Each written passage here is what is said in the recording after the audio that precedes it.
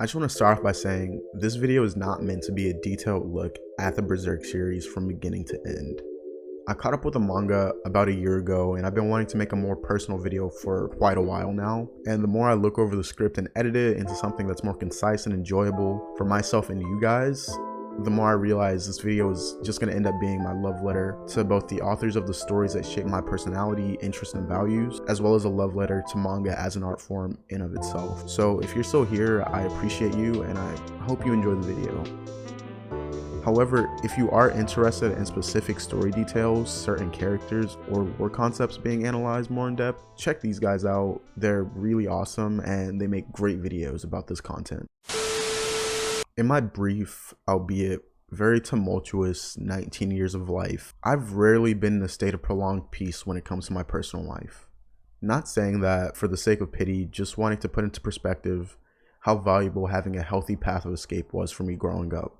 Thinking back on the first time I went to my local library's manga section and being absolutely mesmerized by the crazy and over-the-top Japanese comic books with these goofy-ass, spiky-haired muscleheads and voluptuous ladies is one of my fondest memories, and a lot of my understanding of myself and I guess who I want to grow into in the years to come can be directly linked back to that day. Being able to dive into a traditional book was always something that I valued highly as a kid. We didn't have cable or access to the internet until I was like 11 or 12, so basically most of my childhood. So you can imagine my surprise when I picked up this barely held together beaten volume of Dragon Ball, depicting a young Goku and all of his spiky haired glory. The reason I decided to talk about such a dear aspect of my childhood is only to bring to light the impact that this art form has had on my life. Everything from wanting to be a comic artist in my teen years, failing miserably, and then moving on to the creation of short films with my best friend and following my dreams no matter what. It all stems from my childhood, where even in its darker moments, I can remember wiping the tears from my eyes and curling up with that same tattered volume of Dragon Ball that I continue to renew from the library over and over again.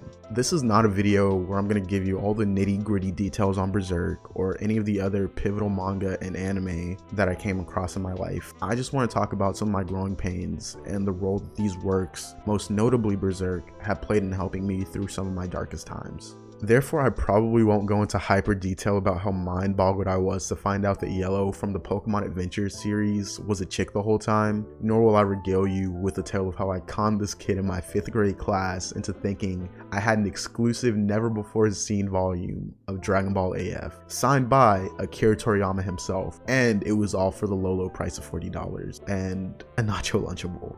Even as a kid, I was an asshole. This is a story of me cracking open a story for the first time, against my better judgment, I might add, and feeling the world and the characters within it resonate with me on a spiritual level. Today I'm going to be talking about a well-known manga called Berserk. Berserk is without a doubt the most prolific and influential dark fantasy series of all time. First being published in 1998 as a prototype, only to have the version we know and love now premiere a year later, selling over 40 million copies to date, being beaten out in sales almost entirely to various shonen series, all of which hold or have held monumental rankings in the weekly Shonen Jump magazine. Needless to say, Berserk is a juggernaut within the manga industry on concept alone. Even if it hasn't sold as many volumes in relation to something like One Piece, I personally feel that popularity and sales don't necessarily equal quality in this case. Not trying to start a debate, but take that how you will.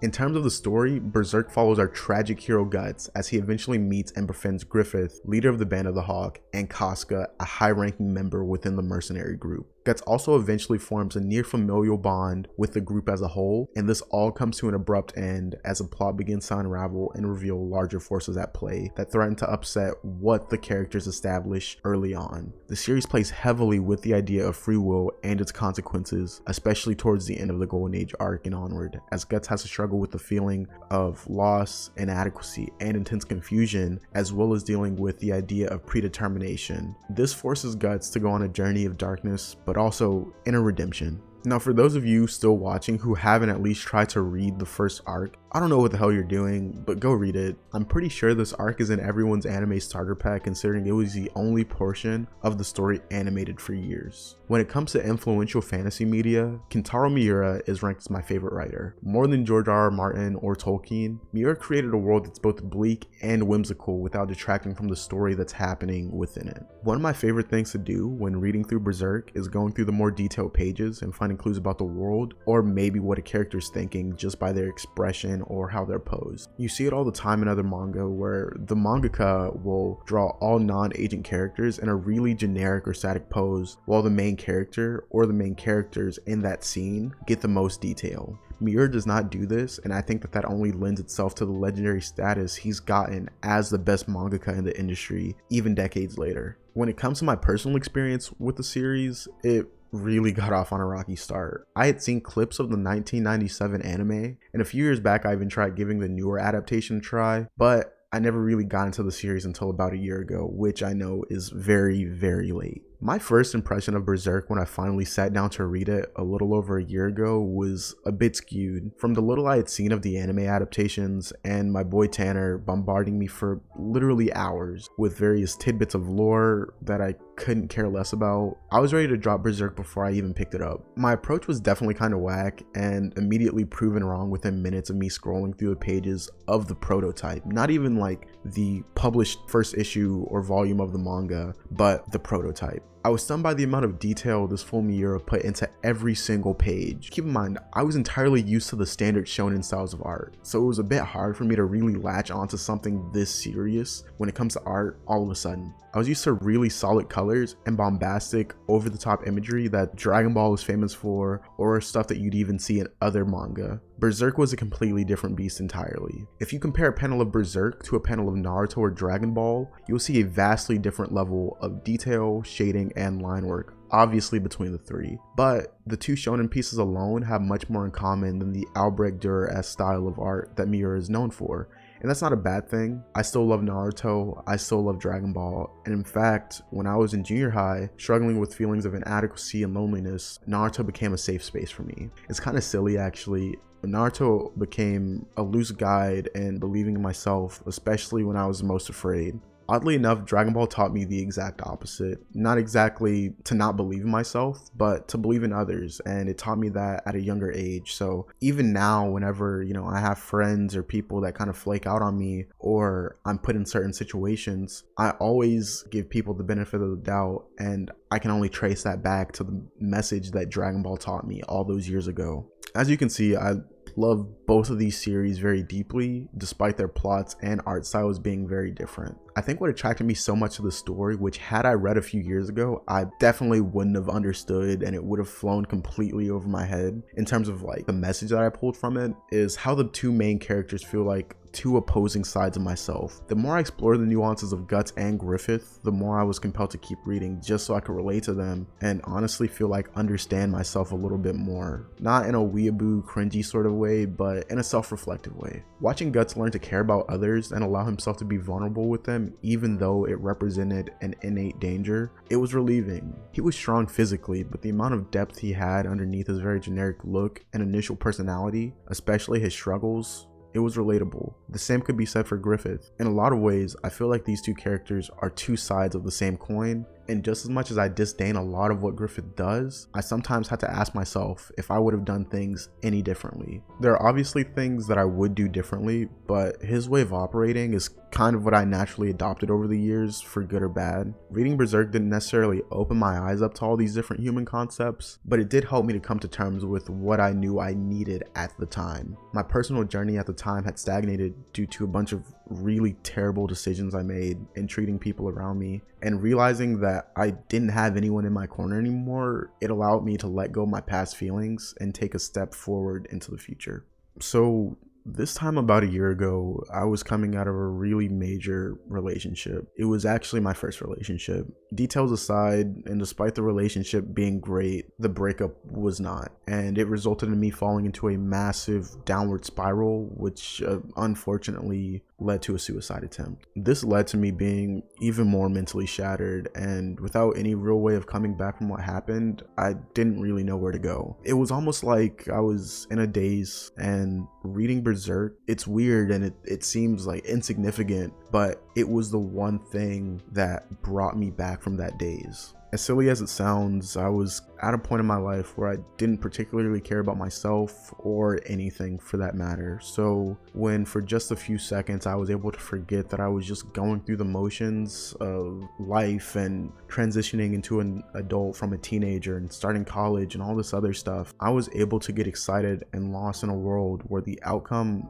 wasn't always good and the characters were dealing with varying degrees of the same trauma I had gone through, or at least what I was going through at the time. At the time that I began reading Berserk, I was not a good person. I wasn't a good friend, and I sure as hell wasn't emotionally ready to put myself out there again. Watching Guts grow each chapter, it really seemed to awaken this part of myself that beneath all of the fear of rejection and letting people in, had finally decided to stir again. I was becoming whole again, but not only did it feel like I was no longer going through the motions now that I had a source of motivation, if I could really call a manga a source of motivation, I was able to analyze my own actions towards my friends and family and even myself. I was able to reevaluate who I wanted to be with or without certain people. That's something that Berserk taught me. And even when I'm alone, as long as I keep in mind how far I've come and accepting who I am, I'll never have a reason to say I'm not enough and that my life hasn't been absolutely worth it.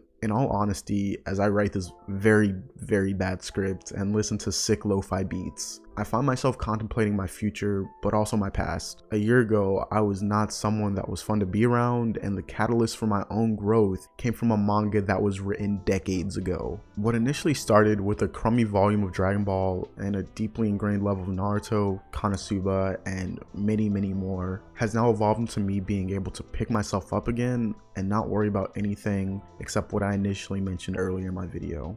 That's my growth, but also, and more importantly, the growth that comes from fighting against myself, others, and life in general. Being happy isn't enough for me anymore, because when that happiness goes away for a brief second, I still want to be the same person that can stand up and keep walking forward. Dragon Ball sparked my passion for manga and anime, and really anything that is remotely artistic that I still value in my life today. Naruto taught me that I'm the only person that I need as long as I believe in myself, a lesson that I still struggle with, unfortunately. But Berserk, on the other hand, taught me to look at where I've come and stand up against the forces that tell me those places define me. I've learned so many lessons from different people and things over the years, but none more relevant and perfectly timed than the ones Berserk taught me.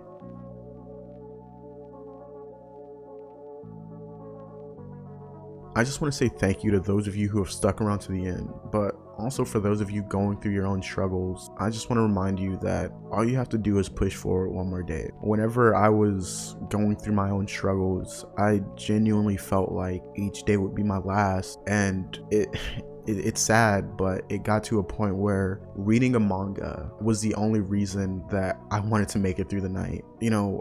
I think about that a lot sometimes, and how that's how bleak my life became.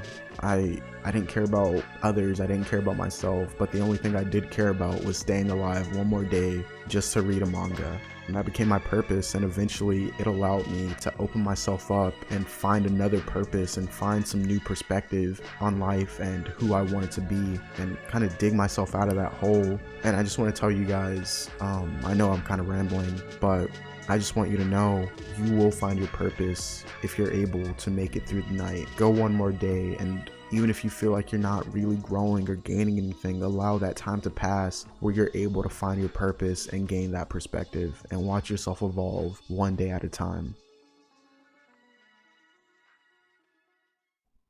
Do you really want to know how many times I've tried to record this little outro card? Way too many times. That's how many.